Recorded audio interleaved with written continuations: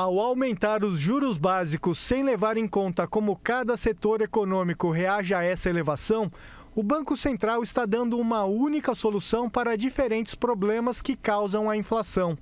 Uma pesquisa da Faculdade de Economia da USP mostra que a alta da Selic pode ter um efeito desejado numa área, mas não em outras.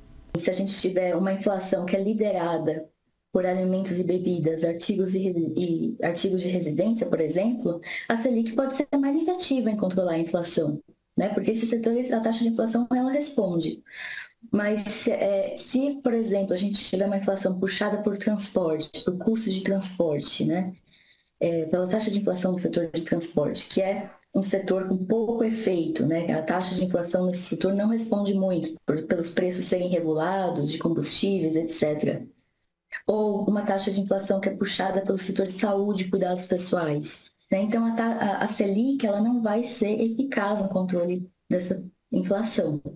O Banco Central aumenta a taxa Selic para tentar controlar a inflação, porque com juros mais altos, as pessoas e empresas tendem a pegar menos empréstimos e, consequentemente, o consumo cai. Mas o efeito colateral é que o desaquecimento da economia gera estagnação ou desaceleração da produção, do consumo e de empregos. A elevação da taxa de juros vai desestimular os investimentos na indústria, enfim, vários investimentos serão freados, né? Porque o crédito, né? Porque que acontece com a taxa de juros? O crédito que gira a economia vai ficar mais caro, né? Então isso é a essência. Uma Selic alta interessa apenas aos especuladores, que se enriquecem quanto maiores forem os juros. De acordo com o DIEESE, Departamento Intersindical de Estatística e Estudos Socioeconômicos, uma elevação de 0,25 ponto percentual na Selic aumenta em 13 bilhões os gastos do governo para pagar os juros dos títulos públicos.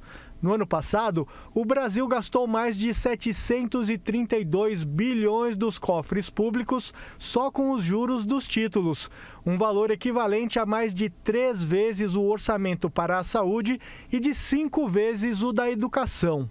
E não dá para aumentar a taxa de juros e privilegiar aquilo que a gente sempre lê por aí na imprensa, em outros estudos, inclusive acadêmicos, do aquele 0,1% da população brasileira que se beneficia com a taxa de juros, aplicando em papéis do próprio governo, na Bolsa de Valores, enfim.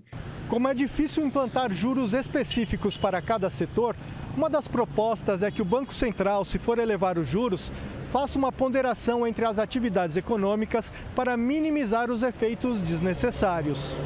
O mais adequado é o Banco Central ter uma política mais refinada, que é importante levar em conta uma desagregação da taxa de inflação, né, de forma a levar em conta, estabelecer pesos, algo nesse sentido, né, para cada setor. Como implicação de política, tem essa necessidade do Banco Central de considerar não só a dinâmica da taxa de inflação como um todo, mas de seus componentes.